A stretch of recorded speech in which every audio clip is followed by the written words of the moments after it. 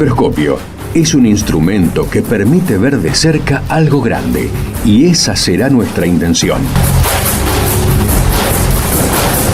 Acercarnos desde las pequeñas historias personales y sus recorridos al sistema científico nacional.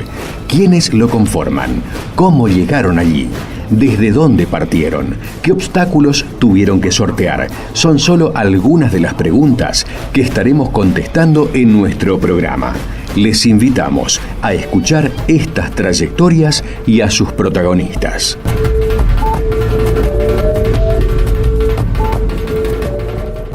Buenas tardes, estamos aquí en Macroscopio como todos los lunes. Hoy vamos a hablar con el doctor Walter Berites. Walter es doctor en Antropología Social, licenciado en Antropología Social con diploma de honor por la Universidad Nacional de Misiones, magíster en Políticas Sociales, es investigador independiente de CONICET. Su tema es Ciudad, Ecología Urbana y Contaminación Ambiental, y trabaja en el Instituto de Estudios Sociales y Humanos, IESI, del cual es su vicedirector, aquí en Posadas. Le damos la bienvenida y agradecemos su tiempo en Macroscopio. ¿Cómo estás, Walter? Buenas tardes. Hola, buenas tardes. Muchas gracias, Sandra, por la invitación. Para mí es un honor y un agrado estar aquí con ustedes compartiendo lo que hago, lo que trabajo, ¿no? Bueno, así que igual nosotros. Gracias. Creo que es una buena oportunidad para intercambiar el conocimiento, ¿no? Y hacer crecer el interrogante de saber algo sobre la ciencia, ¿no? Exacto, ¿qué es lo que hacemos en territorio, sobre todo aquí en Posadas, en Misiones? Sí. Nos gusta empezar el programa con recorridos personales, contando cómo fue que te interesó la antropología social, por qué decidiste estudiar esa carrera. No, yo creo que tuve un recorrido bastante reflexivo en relación a cómo decidí estudiar antropología, ¿no? Yo antes que decidir por la antropología, a mí me gustaban las ciencias sociales. De hecho, yo en la secundaria hice parte en la comercio número 1 de Posadas, ¿no? Tenía una orientación mercantil, y hacia el año 93 por ahí me cambio a la escuela normal mixta, ¿no? Que tenía una orientación más pedagógica y en ciencias sociales. Y en ese momento yo tenía interés por estudiar psicología o biología, ¿no? Y en una de las clases de psicología tenía un profesor que se llamaba Víctor Rex, y con Víctor Rex charlamos sobre cuestiones de relativismo cultural, de antropología, de etnocentrismo, ¿no? De preferencia de las comunidades en función de algunos valores culturales, de ética, ¿no? Y de puntos de vista diferentes. Y bueno, ahí hice clic con la antropología, ¿no? En el año 94 más o menos. Uh-huh. Entonces ahí tuve una decisión más o menos que dije, bueno, esto es lo que me gusta. Y la coincidencia es que justo también estaba la carrera acá en Posadas. Claro. Así que bueno, ahí ya me volqué, ¿no? Y en el año 95 termino la secundaria, en el 96 entro a la carrera de antropología, ¿no? Y bueno, ahí me encuentro con toda la complejidad, ¿no? De las líneas que hay más en antropología, ¿no? Otra, yo no la conocía, me fui interiorizando ya en la carrera, ¿no? Y a partir de las investigaciones que se hacían acá en Posadas. Qué bueno que cuentes esas dos cosas, ¿no? Sí. La función del docente, porque muchos y muchas entrevistados han contado eso, ¿no? Como un docente, sí, un profesor ha sido el marco inicial, ¿no? Para interesarse, para definir un gusto por una carrera, una inclinación en la disciplina. Y también esto de la complejidad, ¿no? Lo diferente que es el secundario y el gran cambio que implica abrirse a la vida universitaria con tantas materias diferentes, con tantos docentes diferentes, en otro ámbito completo y poder acceder. ¿Sos el primer graduado en tu familia o ya hay profesionales? No, yo soy el primer graduado. Creo, familia acá en Posadas, primer graduado. Después, bueno, mi hermano también estudió antropología, pero no llegó a recibirse, ¿no? Uh-huh. Mi hermana después estudió psicología en Córdoba, ya terminó allá en Córdoba, en la Universidad de Córdoba, carrera de psicología. Pero sí, yo más o menos fui el pionero, ¿no? Uh-huh. Tanto en mi familia, pero también remarcar más en el barrio, ¿no? Pues yo soy una persona que viene de los sectores populares de Posadas, ¿no? De la barriada de Posadas, en la zona sur. Uh-huh. Así que para mí fue todo un cambio. Bien, un logro, un mérito y un esfuerzo importante también para tus padres y para vos. Claro. Sí. Importante eso. Tony, ¿cómo fue que decidiste durante la carrera dedicarte a la investigación? ¿Dónde nació también esa idea, esa posibilidad? Bueno, mi interés por la investigación fue allá en el año más o menos 97, 98, cuando un profesor me invita a formar parte de un equipo de investigación. Y en ese momento yo no sabía que era el proyecto POUR, ¿no? Es un viejo proyecto, ¿no?, sobre pobreza urbana. Creo que fue pionero ese proyecto a nivel local, tuvo como 4 o 5 renovaciones a nivel nacional de CONICET, ¿no?, con subsidio CONICET. Ese proyecto se llamó Determinantes Estructurales y Estrategias Reproductivas de la Pobreza Urbana. Si bien ese proyecto ya venía con Leopoldo Bartolomé ya en los años 80 con estrategias adaptativas, una perspectiva más ecológica, ¿no?, del abordaje de la pobreza. Bueno, ahí yo me comencé a aproximar a esas cuestiones de la pobreza, la vulnerabilidad social, las estrategias de subsistencia, ¿no? Y en el marco de ese proyecto hice relevamiento, trabajo de campo con la población relocalizada, ¿no? Es la gente que vivía, para tener una referencia, allí abajo del anfiteatro, ¿no?, en el Parque Paraguayo, con el primer proceso de relocalización de las personas que estaban asentadas, ¿no?, los lugares que estaban asentados en la costanera de Posadas, ¿no? En ese momento había todo un cambio en la fisonomía de la ciudad. Bueno, en ese marco yo también escribí mi tesis de grado, ¿no?, en antropología, en el año más o menos 2000, ¿no? Yo me recibo después en el año 2001, finales de 2001, 2002, ¿no? Bueno, mi interés por la investigación partió en ese proyecto. Creo que ese proyecto, ¿no?, me generó como una impronta, ¿no?, en mi orientación, porque ahí tuve mi vinculación con la antropología urbana, con los estudios urbanos, ¿no? Iniciando por la pobreza, la vulnerabilidad, ¿no? En ese proyecto se habían hecho relevamientos sobre los bolsones de pobreza en Posadas, ¿no? Fue más que un proyecto, como un programa bastante amplio, ¿no? Se trabajaba sobre cuestiones de migraciones. En ese momento recuerdo que tenían el efecto de la migración rural urbana, ¿no? También. Que en el marco de las políticas neoliberales habían personas que dejaban en los años 90 las chacras y venían a Posadas y se armaban barriadas grandes en Posadas. Así que, bueno, en ese proyecto me interesé por los estudios urbanos en general, ¿no?, que después, años más tarde, lo iba a desarrollar con diferentes matices, con diferentes alcances. Así que creo que ese fue mi primer entrada en terreno en el campo. Bien.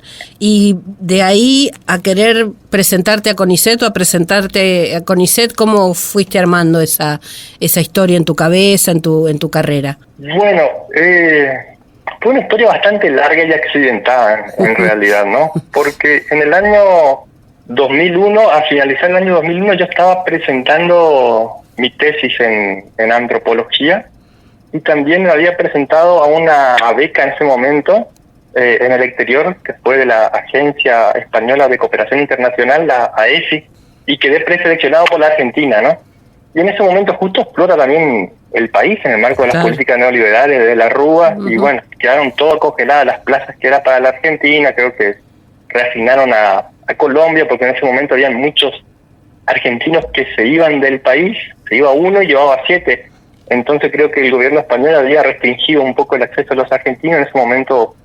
Hasta que se estabilicen las cosas en Argentina no había nuevos programas de becas. Entonces, bueno, ahí quedé en el limbo, ¿no? Y decidí hacer sin más alternativa, hacer mi posgrado acá en Argentina en el año 2002. Hice mi maestría, ¿no?, en políticas sociales, que para mí fue bastante interesante porque salí un tiempo de la antropología, me vinculé a la politología, a las políticas públicas, aprendí más de otra cuestión, ¿no?, de gestión del Estado, de teorías del Estado, que son muy importantes y que no la dábamos en la antropología. Y eso fue el año 2006, ¿no?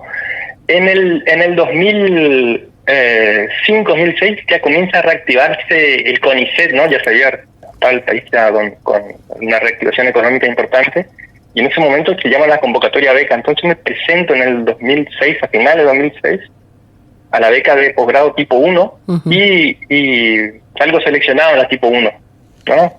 Entonces comienzo mi doctorado con esa beca, que fue 2006-2009, ¿no? Y después me presenté en la tipo 2, que fue 2010, ¿no?, hasta el 2011, y también salgo seleccionado. Entonces, bueno, ahí ya ya tuve bastante relación con CONICET, ¿no? Hacia el año 2002 yo finalizo hacia el año 2012, perdón, finalizo mi doctorado, ¿no?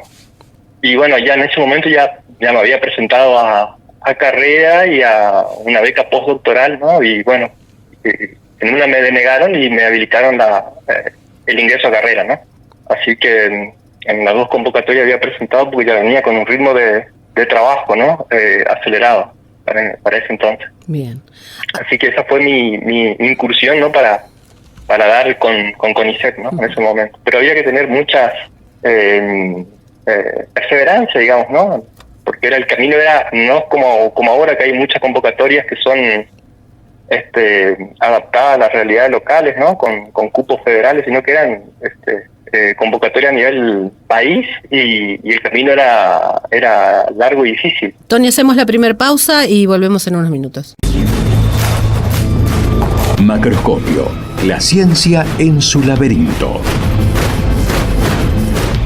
Continuamos hablando con el doctor Walter Berites. Nos contaba sus primeros pasos, su formación, cómo hizo su grado, su posgrado, su doctorado, el ingreso a CONICET en esas últimas convocatorias generales, ¿no? Donde era tan difícil, siempre es difícil ingresar a CONICET, pero en esas épocas eran todos contra todos, así que competían en igualdad de condiciones. Lo mismo, los que estaban en Buenos Aires, los de Córdoba, los de Misiones, y no siempre son las mismas experiencias y las mismas facilidades para la gente que está fuera de la zona céntrica. Así que bueno, fue todo un logro también que hayas ingresado, pero bueno, como bien contabas, venías produciendo, venías investigando y ya con bastante aceitado el camino. El tema, bueno, te iba a preguntar antes, el tema de por qué elegiste en un principio, porque con los años fuiste cambiando un poco, el tema de los barrios populares, de las poblaciones desplazadas, pero bueno, un poco contabas, ¿no? Que vos venías de esos barrios periféricos, de Posadas, de esas barriadas, así que ese tema seguramente incidió en tu elección. Sí, claro, yo generalmente vivía Posadas, ¿no? Experimentaba Posadas, de tomar el colectivo en un punto y bajarte en otro, ¿no? Hacer toda la travesía urbana de tener que viajar o también a veces hacía operativos de relevamiento de encuesta, porque también en su momento tuve changa de encuestador y bueno, me conocías cada rincón de la ciudad y bueno, los barrios y en ese proceso tenía curiosidad, ¿no? Por conocer la ciudad. Pero en ese proceso también yo fui evolucionando, ¿no? Sobre mi visión sobre Posadas, porque empiezo a investigar sobre la población relocalizada en su momento, ¿no? Por el efecto Yacyretá, ¿no? Que le dio la impronta a la ciudad. Pero cuando termino mi tesis de grado sobre las estrategias de supervivencia de las poblaciones relocalizadas en Posadas, me comienzo a acercar a las problemáticas de los complejos habitacionales, ¿no? Y ahí diré un poco mi investigación hacia las políticas de vivienda, que eso fue otra etapa de mis estudios urbanos, ¿no? En esta idea de las políticas de vivienda trabajé con las políticas del PRODA, ¿no? Sobre los conjuntos habitacionales, los problemas de infraestructuras y de bienes y servicios, todo lo que es el problema de la falta de componentes sociales en las políticas habitacionales y analizando cómo a veces lo barato, ¿no? Sale caro. A partir de algunas experiencias, como el conjunto en ese momento también Itam Bemini, que se realizaba por operatoria con una estratificación de la demanda. Y vinculado a esto, el proceso de urbanización concomitante a los conjuntos habitacionales, ¿no? Muchos hablaban de ciudades-barrios, de barrios satélite, distanciado, y comencé a escarbar en los otros problemas. Bueno, ahí aparece la segregación socioespacial, ¿no? Otros problemas complejos. Entonces esa fue otra etapa, ¿no? De estudio sobre la cuestión urbana. Está bueno que cuentes esto también porque como otros investigadores, la investigación, si bien tiene un hilo conductor, a veces abre otras puertas, ¿no? Que obviamente tienen relación con lo anterior, pero uno va buscando, se va metiendo en los intersticios, y esa curiosidad me parece es propia de un investigador, ¿no? Sobre todo de un investigador social, y se celebra eso, ¿no? Porque además enriquece y abre conocimiento, como decís vos, ¿no? A otras cosas que antes no eran miradas. Y sí, decime.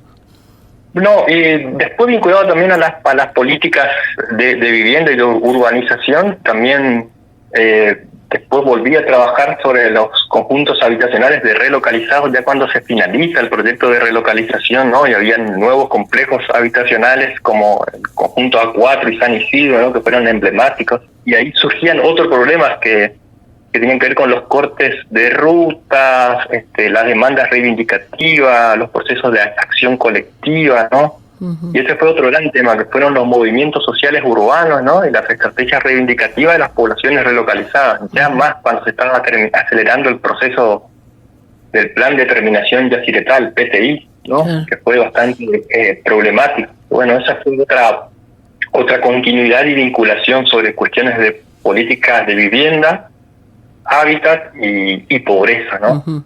Entonces toda la cuestión que tiene que ver sobre la calidad del hábitat, de la pobreza urbana, de analizando, ¿no? Cómo los problemas que tiene la población relocalizada es causa o consecuencia de la relocalización per se, ¿no? Por sí misma, sino que también obedece a la espacialidad urbana, ¿no? Porque en el espacio urbano ofrece muchas veces adversidades o también oportunidades. Uh-huh. Hay mayor estructura de oportunidades en algunas zonas de la ciudad y en otras no tanto, ¿no? Como la carencia de infraestructura, la distancia, el tiempo.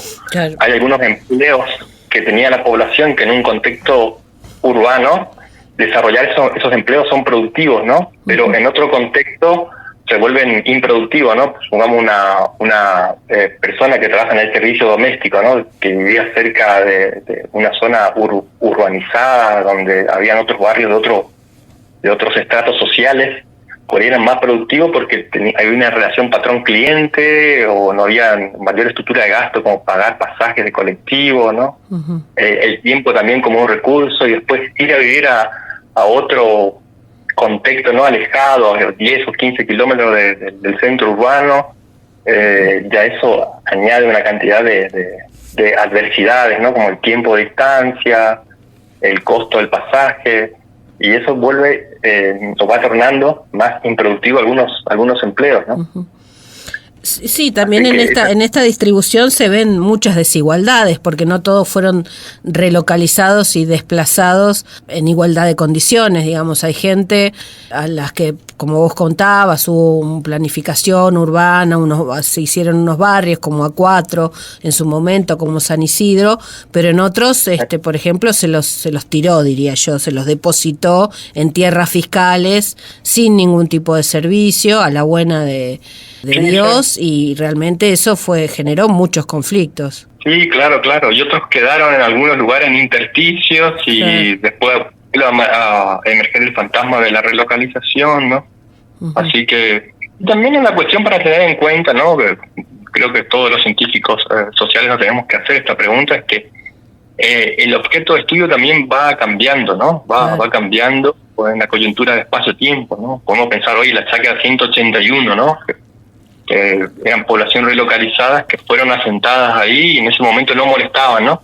Y hoy aparecen ubicados en una zona de excelencia urbana, ¿no? De alta presión inmobiliaria. Claro. Y apareció una estrategia para volver a recuperar esas tierras, ¿no? Y ahí aparece el fantasma de la relocalización, ¿no? Claro. Cuando por mucho tiempo no molestaron, ¿no? Y eran poblaciones que fueron afectadas por Yacyretá para relocalizarlos, pero bueno, se los trasladó ahí, bueno, ahora está en la zona de la Bahía del Brete, del Yacht Club, del Club Pirapitá, conectada a 5 minutos del centro. Claro. Entonces, el proceso de la ciudad legal, ¿no? El urbanismo autoritario avanza sobre estos remanentes de tierras, ¿no? De alto valor inmobiliario. Claro. Entonces, la ciudad va cambiando, ¿no? Y eso en un lapso corto de tiempo, porque pasaron, no sé, 2 décadas, digamos, no es tanto. Sí, claro. Recordemos que Yacyretá finaliza en el año 2011, ¿no? Ujú. Con todo el proceso de relocalización, algunas 2012 más o menos. Y ahí aparece un fenómeno interesante, ¿no? Porque en un primer momento había un desplazamiento con acción directa del Estado a partir de políticas públicas, ¿no? De relocalización, etcétera.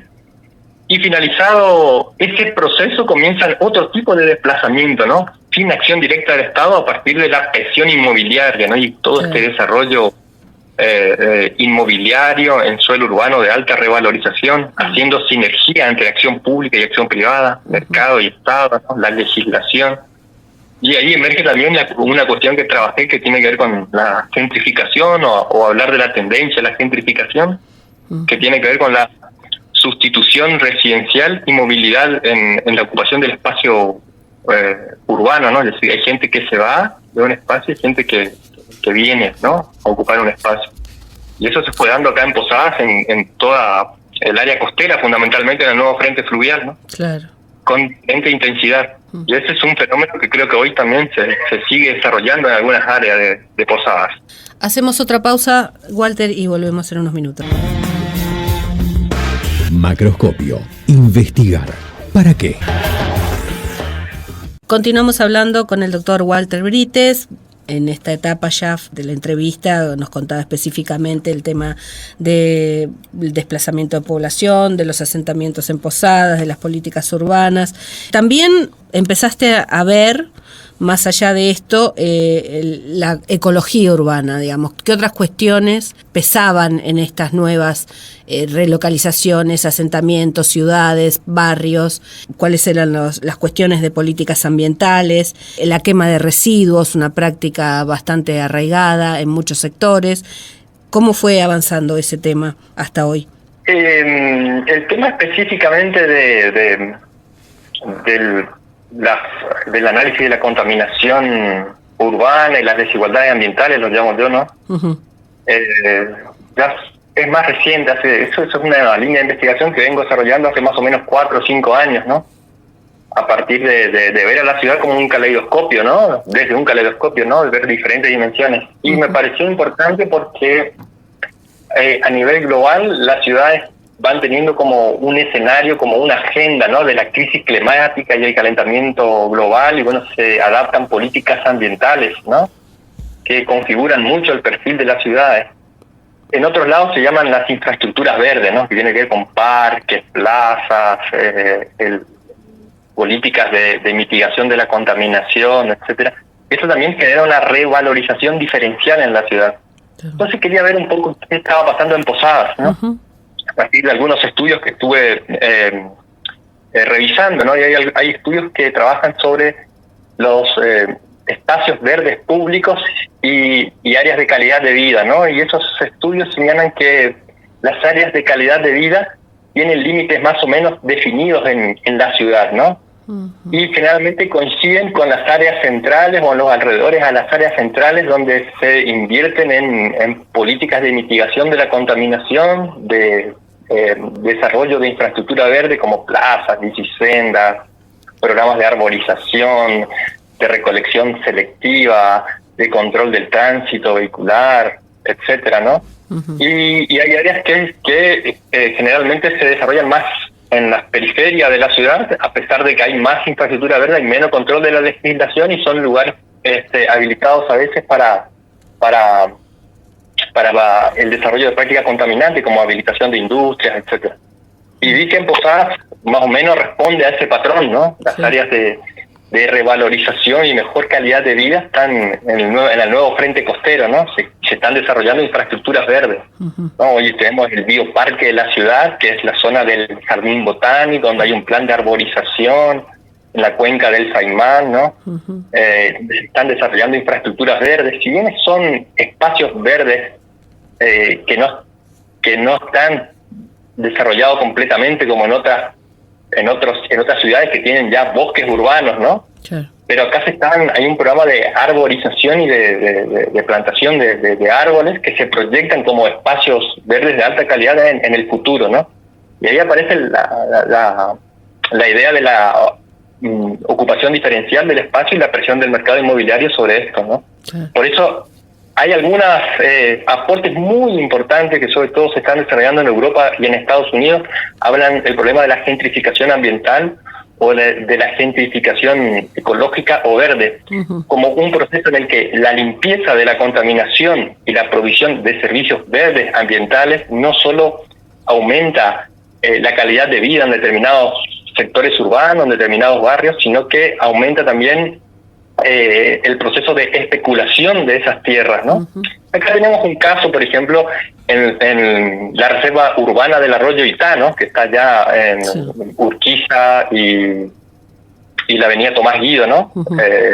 Donde está la bahía del Brete, ¿no? Ahí vemos cómo esa reserva urbana, que tiene más o menos unas 4 o 5 hectáreas, se anexa a una bahía que tiene otras 33 hectáreas, ¿no? Sí. Donde hay un programa de saneamiento y hay una restricción en la ocupación, ¿no? Y esos lugares se convierten en espacios que son a veces no públicos, sino que son pseudo públicos porque hay limitación a la circulación, ¿no? En la bahía, en la reserva Itá no se puede entrar en cualquier hora, tiene horario de acceso. Una vez quise entrar en bicicleta, no me dejaban entrar en bicicleta. Claro. Hay una serie de limitaciones, son espacios que son más controlados, vigilados, monitoreados, que se convierten en pseudo público. Entonces la pregunta que yo me hago es cómo yo, un ciudadano, un caminante, un transeúnte, tiene algunas limitaciones para acceder a estos espacios públicos, pero al lado, pegado a esa reserva o casi en el patio, hay permiso y autorización para una desarrolladora inmobiliaria que construya una torre. Un tremendo edificio, exacto, sí. Y que ocupe como un jardín esas infraestructuras verdes. Claro. Bueno, ahí entonces está esta cuestión de la gentrificación ambiental o verde, ¿no? Como ese proceso, ¿no? Que se están desarrollando en las ciudades. Y acá en Posadas hay muchos intersticios en los que se van a aprovechar esas lógicas de construir ciudades verdes, ¿no? Con grandes desigualdades ambientales, ¿no? Son grandes desigualdades ambientales. Porque la ciudad tuvo el efecto de Yacyretá que generó espacios públicos de alta calidad, ¿no? Todo lo que es el frente costero de Posadas, ¿no? Tiene una nueva valorización, que ya no es solo la valorización de la vista al río, sino que la calidad del aire, al agua se le suma ahora los proyectos verdes, ¿no? Que mejoran la calidad climática y ambiental, o van a mejorar en el futuro, ¿no? Por parte, ¿no? Lo que se llama acupuntura urbana, ¿no? Acupuntura ecológica ambiental urbana, determinado. Me gusta. Las políticas urbanas se desarrollan en todas partes con igual intensidad, no solamente en algunas. Así que es un tema, esto es interesante, ¿no? Hay muchas cosas para charlar, para hablar al respecto, y es un tema nuevo, novedoso, que vengo más desde una perspectiva también exploratoria en Posadas, ¿no? Ahora, es muy extraño que, digamos, naturalmente la costa del río en Posadas, hace muchos años, por ejemplo, cuando yo la visité, era así, era barranca y monte. Después vino todo el cemento y ahora otra vez volvemos a poner árboles, cosa que me parece fundamental y necesaria. Digo, pero ¿cómo se revaloriza lo que antes se destruyó? Porque lamentablemente la construcción de la represa dejó miles y miles de hectáreas de selva paranaense bajo el agua, ¿no? Y qué necesarias eran más en estas ciudades que crecen exponencialmente con tanto cemento, con tanto auto, con tanta gente, como necesitamos esos espacios verdes todos los días. Claro, sí. Sí, tiene que ver con... A ver, yo escribí un artículo y es muy importante que salió en una revista en Sevilla, ¿no? En España, y a ese artículo lo titulé Yacyretá y los efectos de segunda generación, ¿no? Claro. Decimos que Yacyretá terminó, ¿no? Como gran obra, pero los efectos continúan, ¿no? Continúan totalmente. Y hoy estamos viendo estos efectos, ¿no? Todo lo que son los planes urbanos ambientales, la extracción de plusvalías urbanas, los nuevos desplazamientos, la especulación sobre las áreas costeras, ¿no? Y son todos efectos todavía de segunda generación de Yacyretá, ¿no? Así que la ciudad sin la impronta de Yacyretá no hubiese tenido estas la manifestación de estas problemáticas, ¿no? Claro. Sí, seguramente hubiera tenido otras quizás, pero bueno, realmente eso fue un impacto contundente, ¿no? En lo que fue la modificación del espacio, del aire, del agua, de la salud, porque también vino acompañado de otros problemas sanitarios, ¿no? Sobre todo, incluso hace poco cuando subieron la cota, que fue lo último que tuvo que ver con esa obra. Y creo que ahora van a haber algunos lugares como todo lo que es el arroyo Mártires, la zona oeste, ¿no?, de la ciudad, y todo lo que es la cuenca del Saimán, ¿no?, hay proyectos ahí que están vinculados a grandes parques ecológicos de recuperación de cuencas. Uh-huh. Yo creo que el urbanismo selectivo va a puntualizar en estos espacios, ¿no? Uh-huh. Verdes, como recursos, ¿no? Como recursos, con políticas que uno tiene que ver hasta qué punto son ambientales y hasta qué punto son especulativas, o le llaman algunos políticas de greenwashing, ¿no? Claro, eso te iba a decir, exacto, para lavar un poco la cara. Sí, entonces el rostro ecológico de la ciudad para pedir subsidios o para mostrar una condición amigable de la ciudad con el medio ambiente, ¿no? Sí. Uno puede pensar también las paradas de colectivos, ¿no?, donde se derribaron árboles en el centro para poner... Claro, para poner chapa y Güembe. Chapa verde, entonces no todo lo que se pinta de verde es ecológico. Exacto. Hacemos la última pausa, Tony, y volvemos en unos minutos. Macroscopio, lunes de 18 a 19. Conduce Sandra Nicosia. Seguimos hablando con el doctor Walter Berites. Ya para finalizar, hemos hablado de algo importantísimo y muy interesante, como fue la modificación del espacio urbano en Posadas a partir de la represa Yacyretá y de otras políticas provinciales y nacionales. Me gustaría que hablaras, porque bueno, este mes se cumplen los primeros 10 años de fundación del Instituto de Estudios Sociales y Humanos, en el que fuiste uno de los primeros miembros del grupo, del cual ahora sos vicedirector. Felicitaciones por eso también, es un reconocimiento a tu trayectoria y a tu carrera.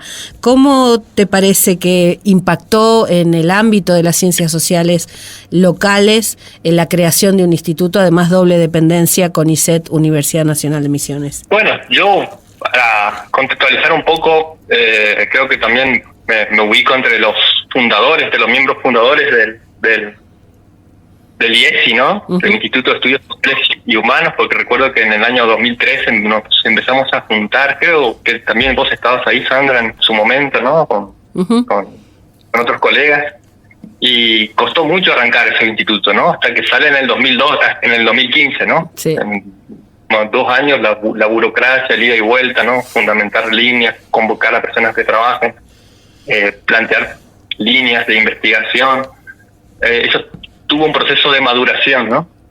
Yo creo que fue bastante beneficioso, no solo para las instituciones, ¿no?, sino también para la ciencia local en general, ¿no? Yo creo que hoy es un instituto de referencia, en crecimiento. Como todos los institutos también tienen altibajo, ¿no? Es como avances y retrocesos, por ahí hay periodos de estancamiento. Ahora creo que estamos teniendo un periodo de estancamiento con todas estas políticas neoliberales, de desguace, sí, privatización, de ahogamiento financiero, si se quiere, ¿no? Uh-huh. que desalientan un poco la investigación también. Pero creo que se está pasando esta tormenta, ¿no?, que va a haber que darle lucha, ¿no?, y que lo instituido no caiga, ¿no? Sí. Y creo que es una buena oportunidad para la ciencia local, para la sumatoria de investigadores. Yo creo que se amplió bastante el cupo de investigadores, de becarios, de personal de apoyo a la investigación.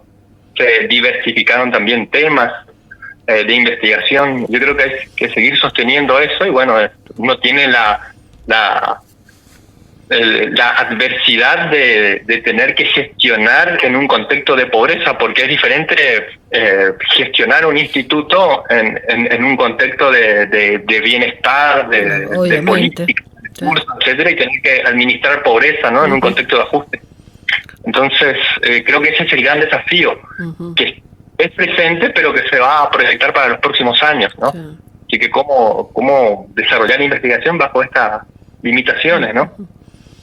Lo importante es que mucha gente se acercó, que hay diferentes líneas de investigación, que se está heterogenizando el perfil de los investigadores y también de temáticas nuevas, ¿no?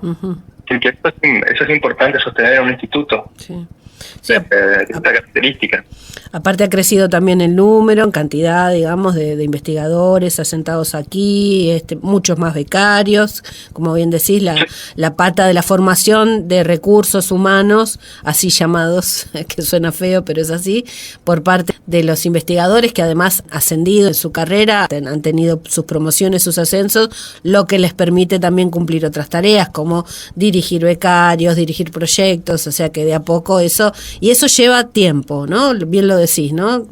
Son 10 años y a veces recién se empieza a los 10 años, ¿no? Porque ya tenés investigadores con cierta categoría, tenés más becarios, tenés proyectos, entonces recién ahí como que bueno, uno se establece o fortalece. Nos ha tocado un momento hostil, pero bueno, creo que hay que, como bien decís, seguir fortaleciendo todo ese grupo humano que está acompañado además por, bueno, CPAs, administrativos, técnicos, bueno, todos los que hacemos el aguante ahí en el instituto. Sí, totalmente.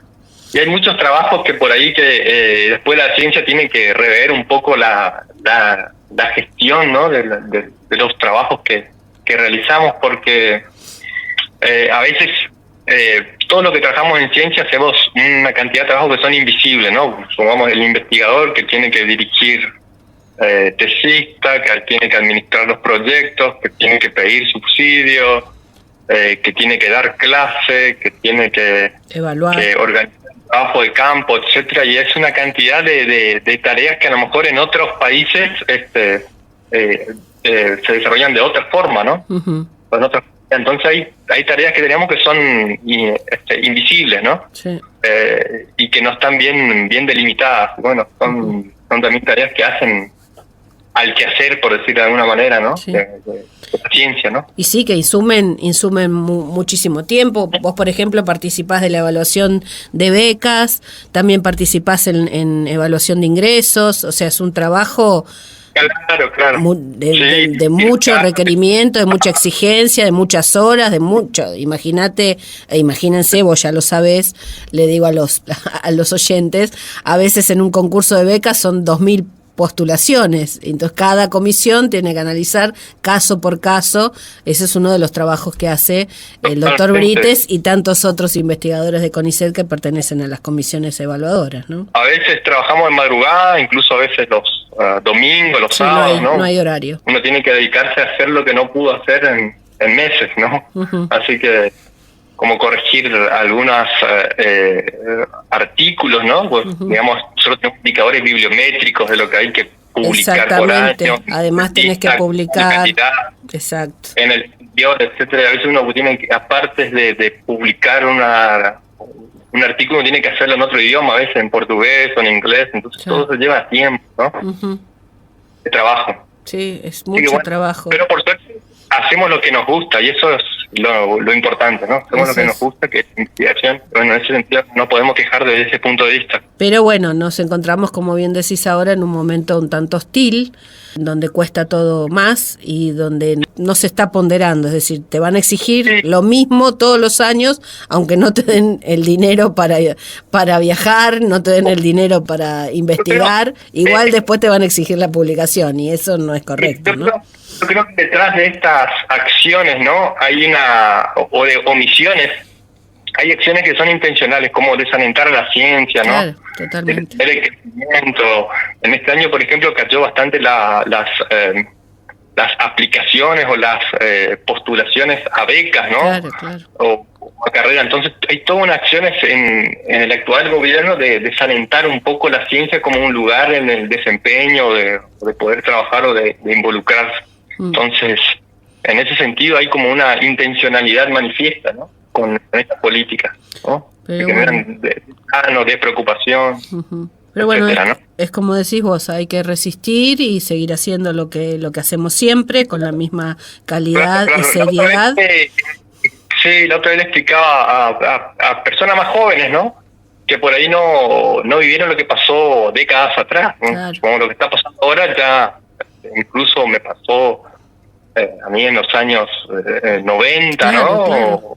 Uno trabajaba y había el profesional iba a manejar un taxi, un remiso, no había no se encontraba con un ingeniero manejando un taxi, un abogado, etcétera, y después explotó el país, ¿no? Y hubo que estar ahí entre el año 2000, 2001, 2002, 3 años en el limbo dando vuelta y trabajando en lo que se puede en ese proceso y resistiendo. Exacto. Y ahora habrá que hacer lo mismo. Lo mismo. Porque eso somos, sobre todo resistentes. Claro. Así que hay que darle batalla. Habrá que darle batalla, me gustó, me quedo con esa frase. Te agradezco muchísimo, Walter, por tu tiempo y por todos los conceptos vertidos y todo lo que nos contaste. No, gracias a ustedes por el espacio, creo que es un buen momento para intercambiar el conocimiento y difundir lo que uno sabe, ¿no? Así que el agradecido soy yo y fue un gusto y un placer compartir con ustedes, al menos mi experiencia como investigador. Bueno, gracias. Hoy escuchamos en Macroscopio a Pink Floyd con los siguientes temas: Another Brick in the Wall, Pigs on the Wind, Brain Damage y Eclipse y High Hopes. Nos despedimos no hasta el próximo lunes, sino hasta marzo, porque este ha sido nuestro último programa de la temporada 2024. Les deseamos un buen año y que el 2025 nos encuentre con más financiamiento y más lucha en el sector de ciencia y técnica. Un abrazo para todos los oyentes. Les habló Sandra Nicosia, Operación Técnica Beco Blanco.